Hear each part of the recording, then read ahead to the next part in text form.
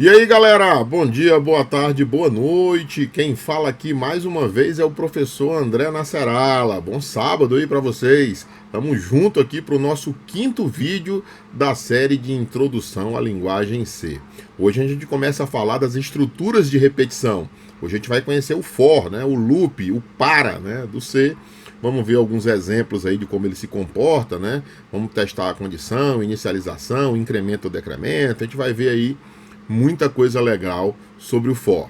Antes da gente começar a falar do for, vou pedir que você deixe um like aí no vídeo, cara. Se não for inscrito no canal, se inscreve, deixa um comentário aí, me ajuda aí a crescer nesse momento inicial aqui do YouTube, beleza, gente? Vamos lá, vamos estudar C.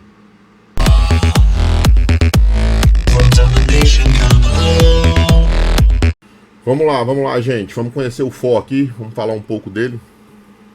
A gente vai fazer testes, ver alguns exemplos, tá? Diretamente na linha de comando, como sempre a gente faz aqui, né? Então o for é conhecido por ser uma estrutura de repetição. Deixa eu pegar uma caneta. Existem várias, tá? Vamos falar de algumas aqui. Essa é a primeira estrutura de repetição, tá? E o for tem uma particularidade com relação às demais. Ele é uma estrutura de repetição determinada. Eu sei quantas vezes vai ser repetido, né? Quantas iterações vão acontecer nesse laço, né? Então, o laço for é uma estrutura fundamental de controle de fluxo que permite executar um bloco de código repetidamente um número específico de vezes. Então, o que é que eu tenho no for? Eu tenho a inicialização do for, um abre parênteses, um bloco de código e um fecha parênteses, certo? O que acontece?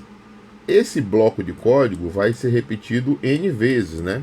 E de acordo com os dados que eu passo na inicialização aqui do for, eu sei quantas vezes isso vai acontecer.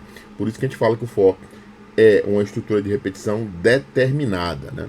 É particularmente útil quando você sabe de antemão quantas iterações precisas, né? Tipo, quero contar até 10, né? Então, o for, ele é uma estrutura precisa nesses casos, tá?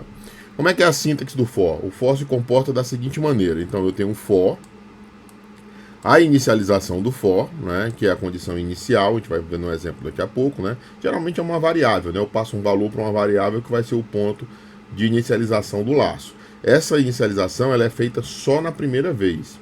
Depois, a condição, que vai ficar sendo repetida enquanto verdadeira, né? Quando essa condição se tornar falsa, o laço se quebra. Tá? Então, esse é o lance da condição. É aquilo que é feito enquanto é verdadeiro, né? Aquilo acontece até que a condição se torne falsa. E o incremento e o decremento, já que eu posso fazer o for para ir incrementando a inicialização, no caso, né? Ou decrementando, né? Digamos que eu queira contar de 10 até 0, né? Fazer o contrário, o for se encaixaria nesse caso aí. E entre o abre parêntese e o fecha parêntese, eu tenho o pedaço de código, no caso o bloco, como eu desenhei esse quadradinho aqui, que vai ser executado a cada vez, tá? Vamos lá, explicando aqui cada um, já falei também. A inicialização, essa é a parte executada apenas uma vez no início do laço, né, no início do for. É normalmente utilizada para inicializar uma variável, né? Essa variável vai ser uma variável contadora do laço e quando ela tornar aquela condição falsa, o for quebra o laço, tá? A condição, essa expressão é avaliada antes de cada iteração. Então note que se eu tentar fazer um for onde a condição já seja falsa no início, ele só bate no for e quebra e não faz nenhuma interação, certo? O laço continua a ser executado enquanto a condição for avaliada como verdadeira, certo? Então eu tenho a inicialização e tenho uma condição logo em seguida que vai ser feita as interações caso ela seja verdadeira. Ela vai se tornar falsa de acordo com o incremento ou decremento, né, o aumento ou decréscimo, que a gente vai usar aqui no final, na inicialização do for. Vocês vão ver aqui no exemplo. O incremento ou decremento, essa expressão é executada após cada iteração do laço, certo? Então, terminou o laço, a primeira coisa que ele faz na nova interação é incrementa, checa a condição, se ela for verdadeira, faz o bloco. Incrementa ou decrementa, testa a condição, se ela for verdadeira, faz o bloco. É comumente usada para atualizar a variável contadora do laço, tá? Vamos lá. Então aqui ó, eu tenho um GIF ó, que tipo, ele está mostrando como o computador executa cada passo do for. né? Eu vou voltar aqui, ó, eu vou botar de novo, você vê que o passo 1 é a inicialização, ó, inicializa a variável, depois vê se a condição é verdadeira, depois faz o printf que está dentro do laço. Aí incrementa, testa a condição, faz o printf. Incrementa, testa a condição, faz o printf. Observem aqui o valor da variável A e o que está saindo em tela, o output, certo? Ó, é verdadeiro, ele entra aí, incrementa e agora vai tornar falso. É falso, quebrou o laço, ele só imprime até o 4.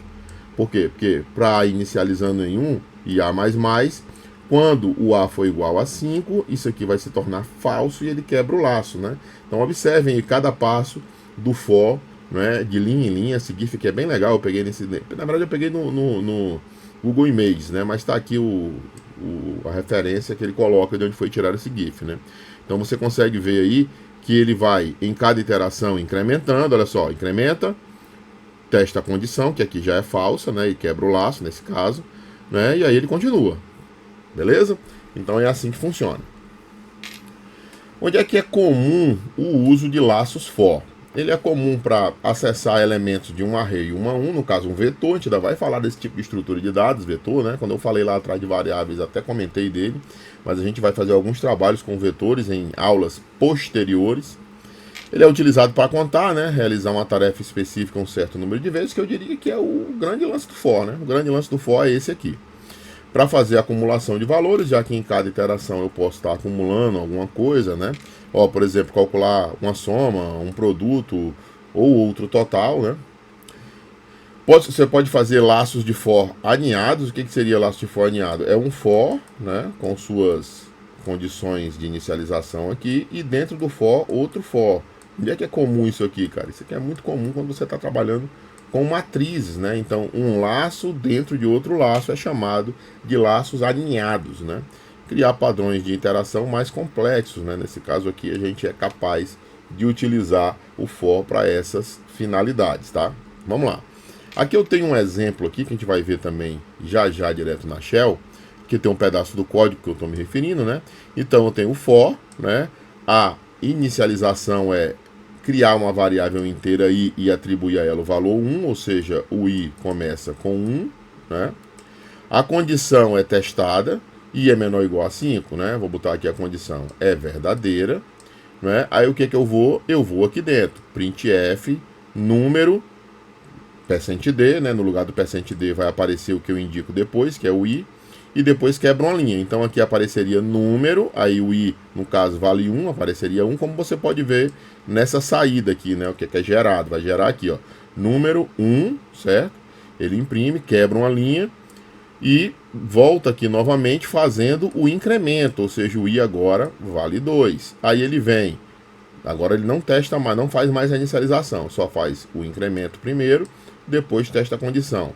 2 é menor ou igual a 5? É verdadeiro, né? Então a condição é verdadeira, ele entra aqui mais uma vez e imprime número 2. Incrementa, o i vale 3, testa a condição, 3 é menor ou igual a 5? Verdadeiro, aí ele imprime número 3. Depois ele volta, incrementa, o i vale 4, testa a condição, 4 é menor ou igual a 5? Verdadeiro, então ele vai e imprime número 4. Aí ele volta aqui em cima, incrementa o i vale 5, testa a condição, i é menor ou igual a 5, é verdade, né? 5 é menor ou igual a 5, verdadeiro, e ele imprime número 5, aí volta aqui em cima, o i vale 6. Aí ele testa a condição, 6 não é menor ou igual a 5, então aí falso, quebra o laço e ele continuaria com o código que viria logo aqui depois, né? Logo em seguida ele continuaria o código. O for se comporta desse jeito. Que é a explicação de cada coisa, né? A variável contadora do laço é inicializada com o valor 1, como eu disse para vocês. O i menor ou igual a 5, o laço continua enquanto o i for menor ou igual a 5, ou seja, enquanto isso for verdadeiro, né?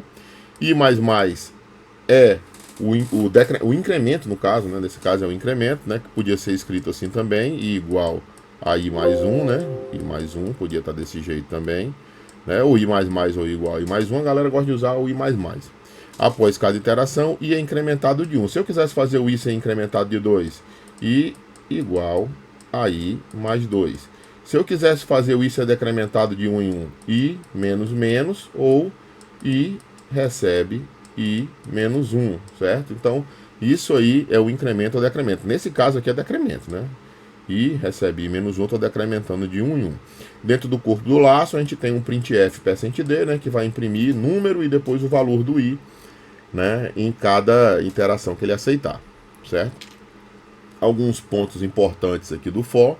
Você pode omitir qualquer uma das três partes, né? A gente pode não dizer qual é a inicialização, né?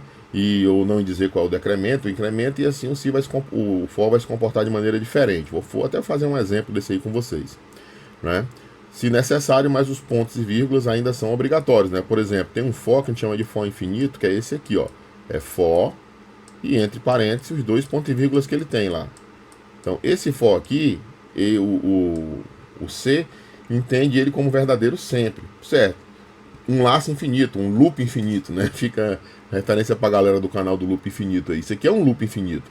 E como é que sai de um loop infinito? Eu preciso achar dentro desse for aqui, ou seja, dentro do bloco de texto de código que é feito em cada iteração do for, em algum lugar deve existir um break, senão ele não sai daí, né? O break é para quebrar o laço. O comando break quebra o for, né? Então aqui dentro geralmente eu tenho um se ou alguma coisa, né? Se bem que eu posso ter aqui a condição de parada aqui, né? Eu posso omitir tudo menos a condição de parada. A condição pode estar aqui. É porque aqui particularmente tem um loop infinito que vai ficar sendo repetido até que ele encontre um break. Mas nesse caso o mais indicado seria o while, né? A gente vai falar dele mais à frente. A partição pode conter várias expressões, né? Ou seja, não precisa ser aquele negócio só igual a 1, né? Pode ter várias expressões. A parte da condição pode ser qualquer expressão que seja avaliada como verdadeiro ou falso, ou não simplesmente maior que tal, menor que tal ou igual a tal, certo? A gente pode utilizar outro tipo de expressão. A parte de incremento e decremento também pode conter várias expressões. Então, em qualquer um dos casos aqui, né, que tem inicialização, condição, incremento e decremento, não precisa ser só uma linha, digamos assim, né? Pode ser uma expressão com várias coisas. Vamos lá? Vamos para a nossa shell, fazer os exemplos.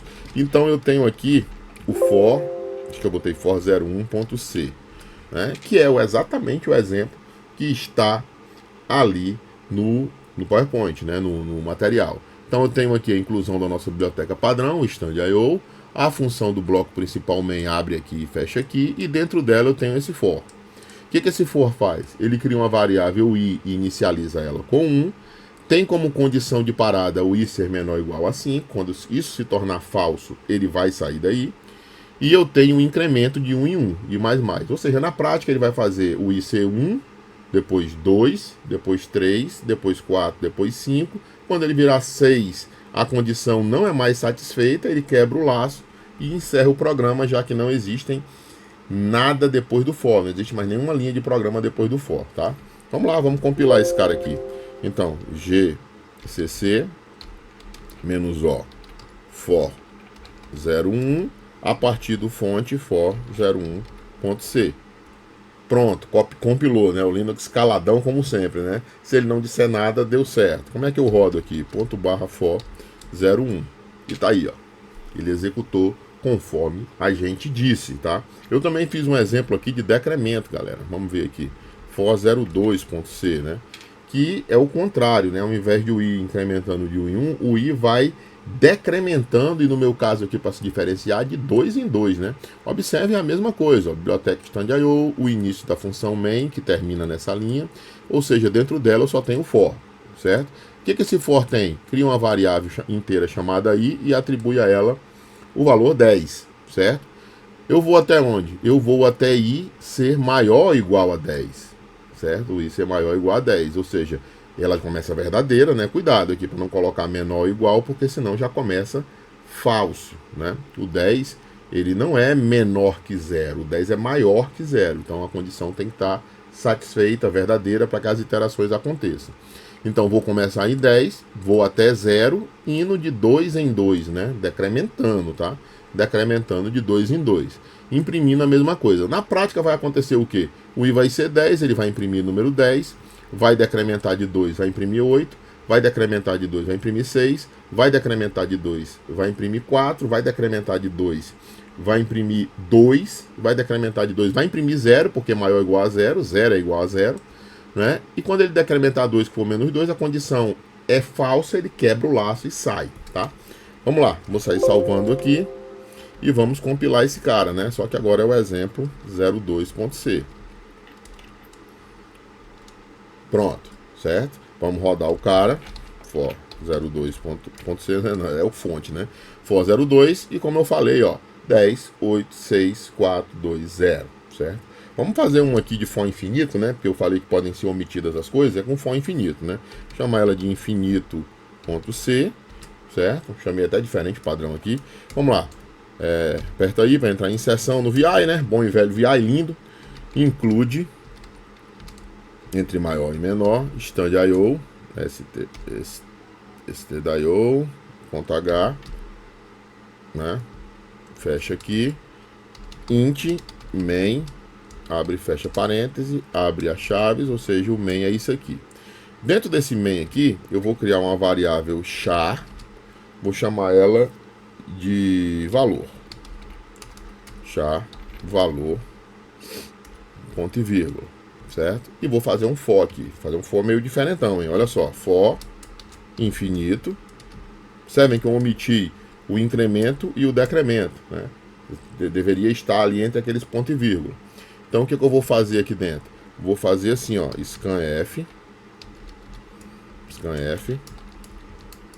%c, porque é um caractere, né? A variável valor, eu vou querer ler a variável valor aqui dentro, né? E vou salvar no endereço de valor, certo? Pronto. Depois disso eu vou fazer um se valor for igual a S, digamos que o S vai quebrar o laço, né? Abro aqui, fecho aqui, certo? E aqui dentro do se eu vou colocar o seguinte: printf, ok, vou sair. 1, 2, 3, fecha aspa dupla, fecha ponto e vírgula e vou botar o que quebra o laço, que é o break. Se não tiver o break, ele fica preso aqui dentro, não quebra o laço de jeito nenhum, né? Faltou um D aqui, cara, stdio, stand.io, beleza? Então tá aí, esse é o código, sacaram? Então o que eu fiz aqui dentro do main, ficou um pouco mais complicado. O que a gente tem? A gente tem um char valor, certo? Que é uma variável que eu criei, chamada valor, do tipo caractere. Aí eu entro no laço infinito, que termina aqui. Dentro desse laço infinito, eu pego a variável valor, ou seja, pergunto para o usuário a variável valor. Se essa variável valor for igual a S, eu imprimo, ok, vou sair, vou até botar um /n ali, né, para não bagunçar a minha saída do terminal, né? Vou sair, quebra uma linha. E depois quebra o laço, que não tem nada depois, sai do for, sai do main, acaba o programa. Sai salvando, então gcc -o infinito, né, vai criar um arquivo chamado infinito a partir do infinito.c. Pronto, né? Sem problema. Vou dar um clear aqui e vamos rodar o cara. Infinito. Observem que ele fica me pedindo coisa, ó. D, não é? Ele só vai sair com S, né? F, né? N. Quando eu escrever S, ele, ok, vou sair. Bom, galera, esse foi o vídeo de hoje. Espero sinceramente que vocês tenham gostado desse conteúdo. A gente conheceu aí a nossa primeira estrutura de repetição, que é o for, né? A gente vai ver outras, né, indeterminadas, como o while, né? A gente vai falar deles aí depois, o do while, né? E a gente vai ver que existem outras alternativas para a estrutura de repetição, tá? Hoje a nossa escolhida foi o for. A gente viu alguns exemplos aí que vão servir como base para você fixar o conteúdo aí do for, né? O for é uma coisa muito utilizada para quem programa, tá? Estamos terminando aí o vídeo, mas peço mais uma vez para você deixar um like aí no vídeo, cara. Chegou até aqui, se inscreve, tá gostando dos vídeos aí? Se inscreve para estar recebendo conteúdo aí sempre aos sábados. A gente se vê certamente no próximo vídeo, gente. Até mais, um abraço!